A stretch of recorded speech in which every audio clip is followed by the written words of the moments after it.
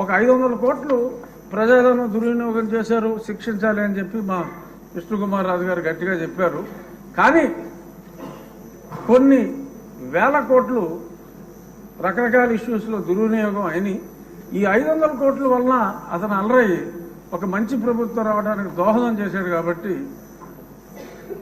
అంటే నెగిటివిటీలో positivity వెతుక్కోవటం. So అంచేత 500 కోట్లు ఖర్చు పెట్టి ఆయన కట్టుకున్నది ఇల్లు కాదు, ఆయన రాజకీయ సమాధి కట్టుకున్నాడని చెప్పి భావిస్తూ 500 కోట్లని మనం క్షమించేయచ్చు. చూడవలసిన వాటి మీద ఎలా అధ్యయనం చేయాలో చూడాలని perhaps this is my last speech. ఇక్కడ కూర్చుని మళ్ళీ దాలిక కట్టు కాబట్టి దీని మీద లాస్ట్. సో దీని మీద రేపు జరిగే చర్చ ఆసక్తిగా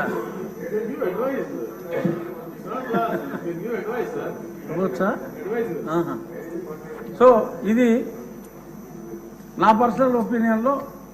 అంటే నేను వేసిన కేసు కూడా అప్పుడు కొట్టివేయమని అడిగాం, ఇప్పుడు కొట్టివేయకూడదు కాబట్టి నా కేసు కూడా ఇంకా ఇన్ఫ్రాస్ట్రక్చర్స్గా నేను వెనక్కి తీసుకుంటాను. రామకృష్ణ బాబు గారు కూడా అసెట్ ఉండాలి కాబట్టి అప్పుడు దాంతో కూల్చేమన్నాం.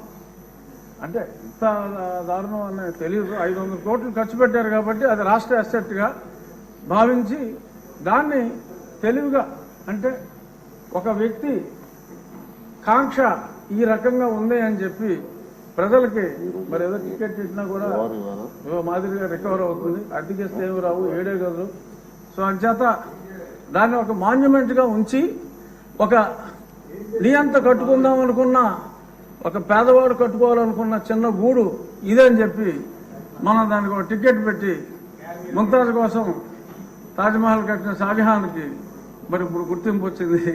అలాగే దాన్ని మనం ఒక మాన్యుమెంట్గానే వాడుకుని ఒక నియంత కట్టుకున్న చిన్న ఇల్లుగా మనం అభివర్ణించి దాన్ని ఎటువంటి కూల్చివేతలు లేకుండా చక్కగా సౌందర్యంగా దాన్ని మెయింటైన్ చేయాలని చెప్పి టూరిజం మంత్రి గారిని మనస్ఫూర్తిగా కోరుకుంటూ మా విష్ణుకుమార్ రాజు గారు చెప్పిన చర్యలు ఎక్కడొద్దు, చర్యలు చాలా అట్లకు ఉందని తెలియజేస్తూ నమస్కారం.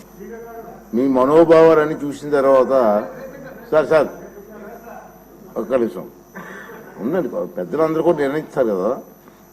మీ మనోభావాలు చూసిన తర్వాత చాలామంది దీని మీద ఇంట్రెస్ట్గా ఉంది, పబ్లిక్ కూడా ఇంట్రెస్ట్గా ఉన్నారు. దీన్ని సోమవారం నాడు ప్రత్యేకంగా టైం కేటాయింపు చేసి దీని మీద చర్చ జరపాలని పెద్దలు నిర్ణయించారు. సోమవారం నాడు కేటాయిస్తాం.